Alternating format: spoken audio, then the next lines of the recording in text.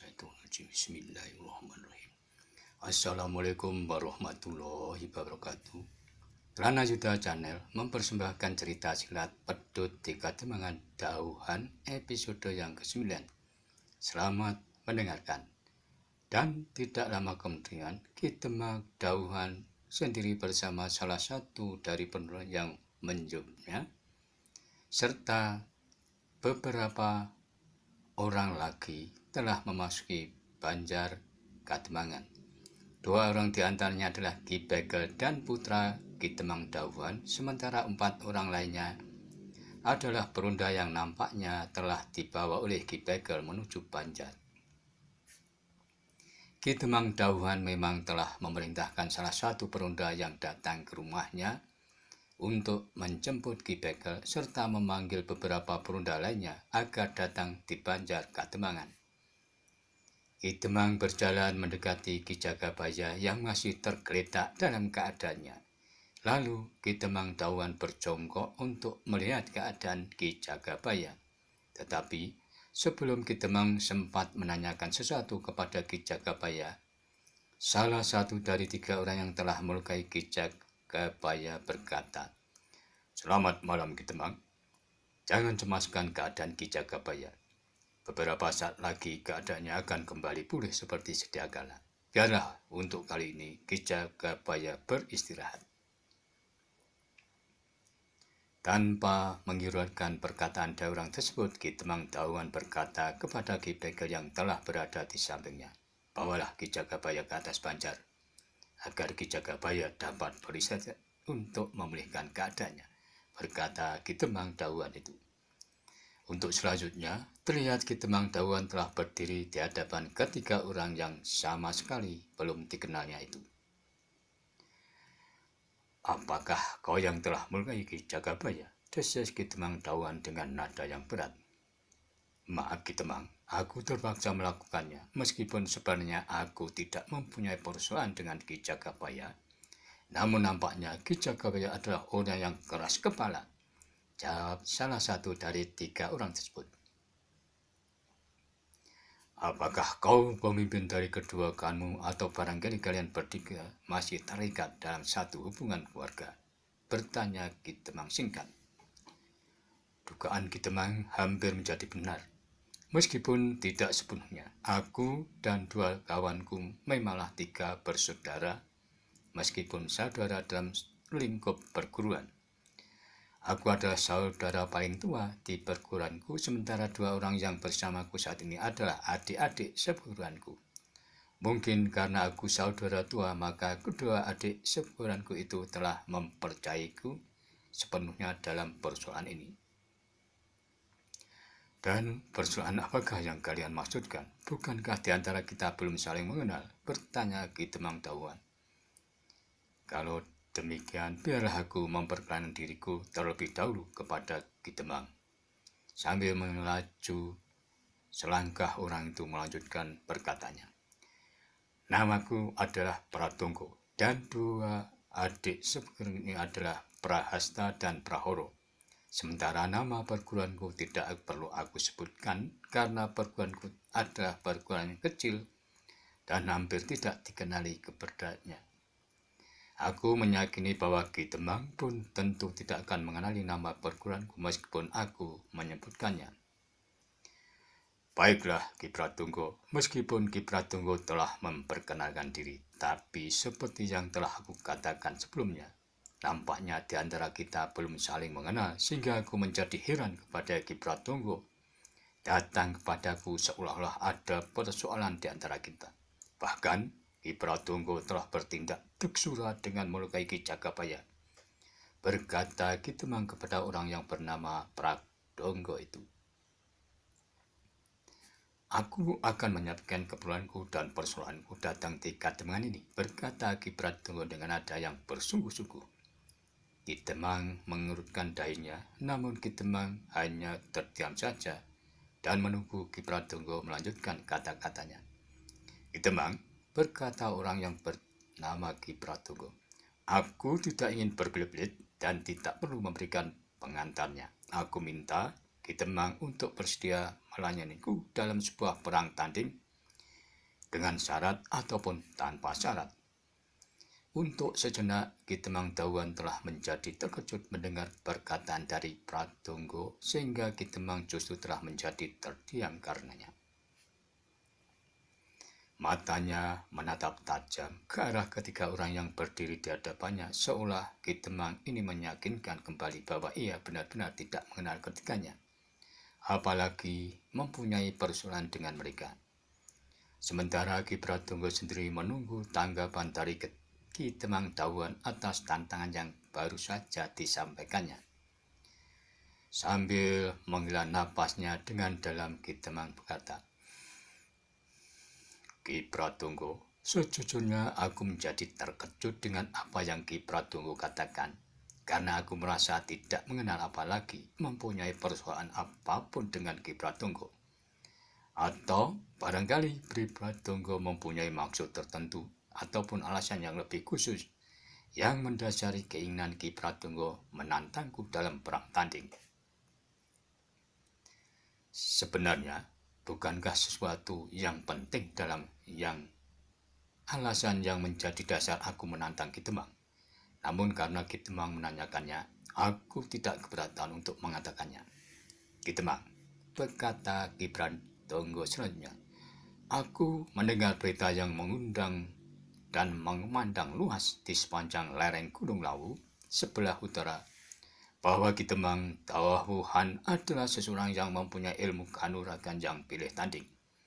Dengan berbekal ilmu dari sebuah perguruan yang konon kabarnya perguruan itu pernah menjadi pusat perhatian orang banyak orang karena ketinggian ilmu yang diajarkannya telah membuat Temang Dawuhan menjadi seorang yang seolah tidak terkalahkan.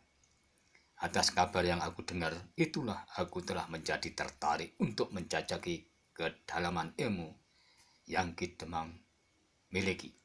Aku menjadi tergelitik untuk mencoba mengetahui setinggi apakah sebenarnya ilmu yang telah Ki Temang raih dan sedalam apakah ilmu yang telah Ki Temang pendam di dalam diri Ki Temang."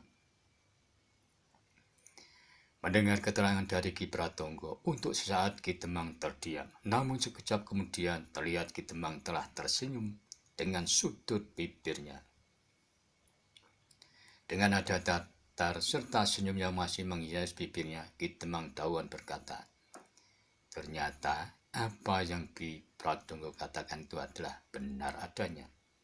Apakah yang Ki Temang maksudkan?" Selagi Pratonggo sambil mengerutkan dadanya. "Maksudku adalah alasan yang menjadi dasar Ki Pratonggo menantangku untuk berperang tanding ternyata memanglah satu alasan yang tidak penting sama sekali. Namun karena Ki Pratonggo telah terlanjur mengatakannya, aku pun tidak keberatan untuk menanggapinya." Sejenak Ki Temang terdiam sebelum akhirnya kembali melanjutkan kata-katanya. "Ki Pratonggo, apakah Ki Pratonggo berharap aku akan mempercayai begitu saja alasan nyawawara yang baru saja Ki Pratonggo katakan? Aku bukanlah anak-anak lagi Ki Pratonggo, sehingga aku mampu memberikan penilaian atas apa yang Ki Pratonggo sampaikan. Dan aku pun tidak peduli apakah Ki Temang mempercayai perkataanku atau tidak, karena persoalannya bukan pada alasan yang menjadi dasar keinginanku untuk menantang Ki Temang.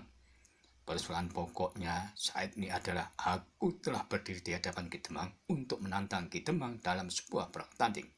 Geram Ki Pratonggo dengan suara yang mulai meninggi. Masih dengan sikap yang tenang dan suara merendah, Ki Temang kembali menanggapinya.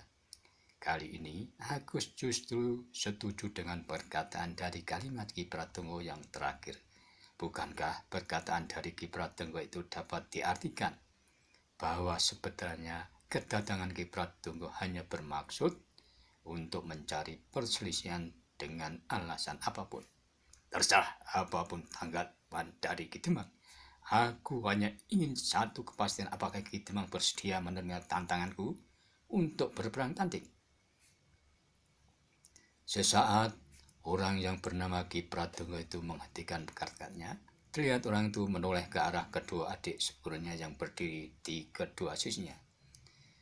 Dan selanjutnya terdengar orang itu melanjutkan kembali perkataannya.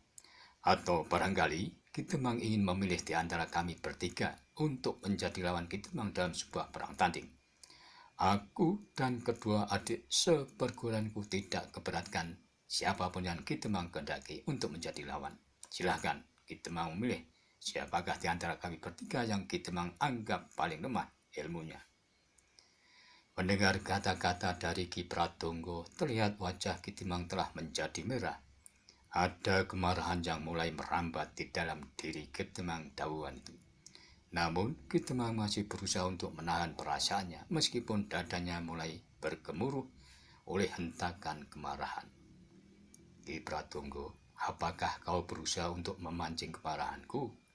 Aku memang telah tersinggung dengan sesurahmu, namun aku masih berusaha untuk menahan diriku, karena aku menganggap tidak ada alasan yang mendasariku untuk menanggapi tantanganmu. Aku justru telah menduga bahwa kedatanganmu saat ini bukanlah peristiwa yang berdiri sendiri, meskipun aku masih belum bisa menilai secara keseluruhannya apa maksud yang sebenarnya dari persoalan yang kalian bawa kepadaku malam ini. Jangan menginggo Ki Temang, aku mewakili diriku sendiri dan kedua adik seperguruanku. Meskipun demikian, aku dapat memastikan kalau Ki Temang menerima tantanganku, maka kedua adikku tidak akan mencampuri sama sekali perang tanding yang terjadi.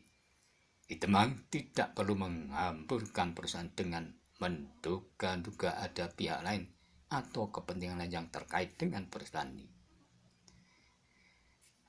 Atau barangkali Ki Temang telah menjadi ketakutan atas tantangan perang tanding ini, berkata Ki Pratonggo yang nampaknya mulai tidak sabar. Apakah Ki Pratonggo melihat ketakutan yang terlihat dan tersirat pada wajahku? Desis Ki Temang. Apakah itu berarti Ki Temang menerima tantanganku? Celah Ki Pratonggo. Tidak, jawab Ki Temang dengan mantap. Aku tidak mempunyai alasan yang cukup untuk menerima tantangan kalian, berkata Ki Temang seolah tidak memperdulikan wajah Ki Pratonggo yang mulai menahan kegeramannya. Kalau demikian, cepatlah buat alasan apapun yang sesuai dengan keinginan Ki Temang, sergah Ki Pratonggo sambil menggeser kakinya selangkah ke depan. Itulah yang kumaksud. Nampaknya kedatangan kalian benar-benar hanya sekedar mencari perselisihan. Ada ataupun tidak alasan yang mendasari niatmu itu, kalian tidak memperdulikannya, karena pada akhirnya perselisihan itulah yang memang kalian kehendaki. Aku menjadi semakin curiga bahwa ada maksud lain yang masih kalian sembunyikan, meskipun saat ini aku belum bisa menduganya, berkata Ki Temang dahuluan sambil menatap ketiga orang itu. Demikianlah episode yang ke-9, dan nantikanlah episode selanjutnya. Namun, bila mana ada yang berkenan, subscribe, like, serta berkomentar, dipersilahkan. Terima kasih. Sampai jumpa.